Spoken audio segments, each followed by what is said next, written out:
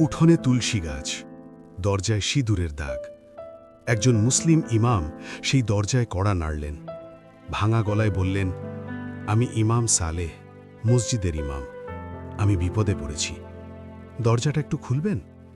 না হয় ওরা আমায় মেরে ফেলবে। ভেতর থেকে একটা মেয়ে দরজা খুলে দিল। সে হিন্দু ছিল। বাংলাদেশের এক ছোট্ট গ্রাম শ্যামপুর। সেই গ্রামে হিন্দু আর মুসলিম দুটো সম্প্রদায় কাঁধে কাঁধ মিলিয়ে বাস করে। বড় কোনো ঝামেলা নেই, বড় কোনো বিবাদ নেই, কিন্তু মনের গভীরে একটা অদৃশ্য দেওয়াল সবসময় ছিল। এই গ্রামের একমাত্র মসজিদের নতুন ইমাম হয়ে এলেন ইমাম সালেহ। বয়স ৩০-এর কোঠায়, মুখে হালকা দাড়ি, চোখে শান্ত দৃষ্টি। মাত্র ৬ মাস হয়েছে তিনি এসেছেন, কিন্তু এই ৬ মাসেই গ্রামের মানুষের মন জয় করে নিয়েছেন। কেউ বিপদে পড়লে ছুটে যান, কেউ অসুস্থ হলে পাশে দাঁড়ান। ইমাম সালেহকে সবাই ভালোবাসত, সবাই, একজন ছাড়া, হরিপদ মণ্ডল। গ্রামের মাতব্বর, ধনী, ক্ষমতাবান, কিন্তু ভেতরে ভেতরে অত্যন্ত লোভী একটা মানুষ। মসজিদের পাশেই তার চোখ পড়েছে এক টুকরো জমিতে। সেই জমি মসজিদের, আর সেই জমি দখলের একমাত্র পথ হল ইমাম সালেহকে গ্রাম থেকে তাড়িয়ে দেওয়া। হরিপদ মণ্ডল পরিকল্পনা করতে লাগল, ধীরে ধীরে, ঠান্ডা মাথায়।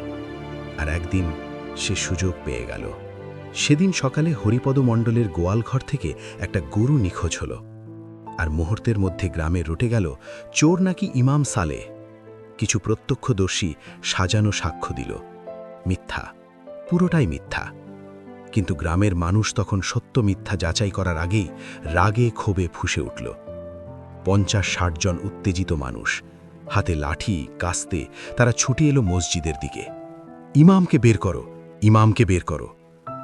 মসজিদের ভেতরে ইমাম সালেহ তখন নামাজে।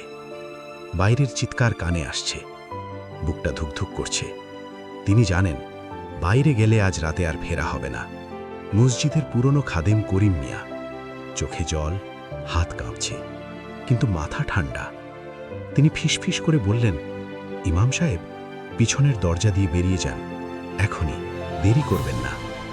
ইমাম সালেহ বললেন, কিন্তু করিমলাই, আমি তো কিছু করিনি। করিম মিয়া বললেন, জানি হুজুর, জানি, কিন্তু এখন সময় নেই, যান, আল্লাহ হেফাজত করবেন। ইমাম সালেহ পেছনের দরজা দিয়ে বেরিয়ে গেলেন, রাতের অন্ধকারে, অচেনা পথে, একা। রাত তখন গভীর, চাঁদও ঢেকে গেছে মেঘে। ইমাম সালে দৌড়াচ্ছেন, ঝোপঝাড়, মাঠ, পথ পেরিয়ে যাচ্ছেন। পিছনে হইচই শোনা যাচ্ছে, মশাল জ্বলছে, কুকুর ডাকছে। তিনি এক মুসলিম পরিবারের দরজায় টোকা দিলেন, দরজা খুলল না।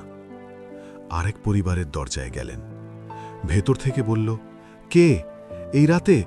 না না, আমরা ঝামেলায় পড়তে চাই না। নিজের সম্প্রদায়ের মানুষই দরজা বন্ধ করে দিল। ইমাম সালে একা দাঁড়িয়ে, চোখে জল, মুখে কোনো কথা নেই, শুধু বুকের ভেতর একটাই প্রার্থনা, হে আল্লাহ, এই রাতে কোথায় যাব? আর তখনই তিনি একটি বাড়ির সামনে এসে দাঁড়ালেন। উঠানে তুলসী গাছ, দরজায় সিঁদুরের ছোঁয়া, হিন্দু পরিবার। ইমাম সালে থামলেন। মনে পড়ল, এখানে করা না কি ঠিক হবে? এরা তো অন্য ধর্মের মানুষ, এই রাতে হয়তো ভয় পাবে, হয়তো ফিরিয়ে দেবে, কিন্তু আর কোথাও যাওয়ার জায়গা নেই।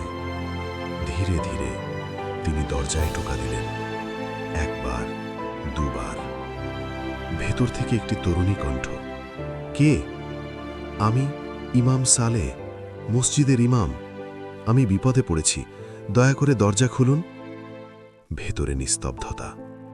অনুরাধা, ২২-২৩ বছরের তরুণী, গ্রামের স্কুলে পড়ায়, বাবা নেই, মা অসুস্থ। সে জানে বাইরে কি হচ্ছে, সে জানে এই মানুষটাকে সাহায্য করলে তার নিজের বিপদ হতে পারে। তবুও সে দরজা খুলে দিল। ইমাম সালে ভেতরে ঢুকলেন। অনুরাধা বলল, আপনি বসুন, ভয় পাবেন না। ১ সেকেন্ড নীরবতা। সেই মুহূর্তে ধর্মের দেওয়াল ভেঙে পড়ল। শুধু রয়ে গেল দুটো মানুষ, একজন বিপদগ্রস্ত, আর একজন মানবতার প্রতিনিধি। কিছুক্ষণ পর বাইরে পায়ের শব্দ, মশালের আলো। হরিপদর ভাতিজা বিমল দরজায় ধাক্কা দিল। দরজা খোলো, ইমাম এদিকে এসেছে, আমরা দেখেছি। অনুরাধার বুকটা কেঁপে উঠল। পিছনে ইমাম সালে, সামনে উত্তেজিত জনতা। সে দরজা খুলল সাহস করে, সরাসরি চোখে চোখ রেখে বলল, এখানে কোনো ইমাম নেই, আমার মা অসুস্থ, এই রাতে এসব করবেন না। বিমল সন্দেহর চোখে তাকালো, কিন্তু একটা মেয়ের এতটা সাহস দেখে একটু থমকে গেল।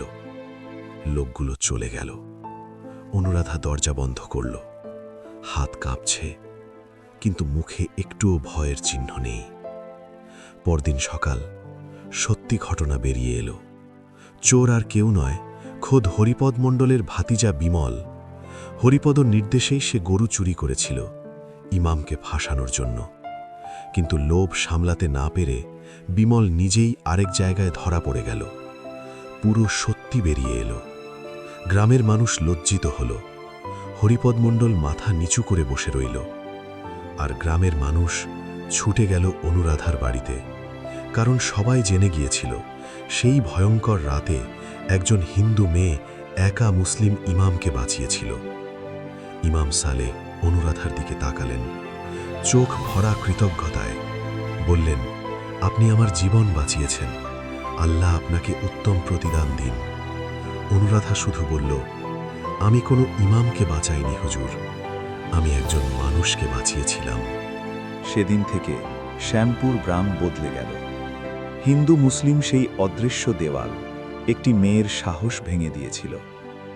ধীর গভীর কণ্ঠে, মানুষ যখন বিপদে পড়ে তখন সে মুসলিম না হিন্দু সেটা বড় কথা নয়।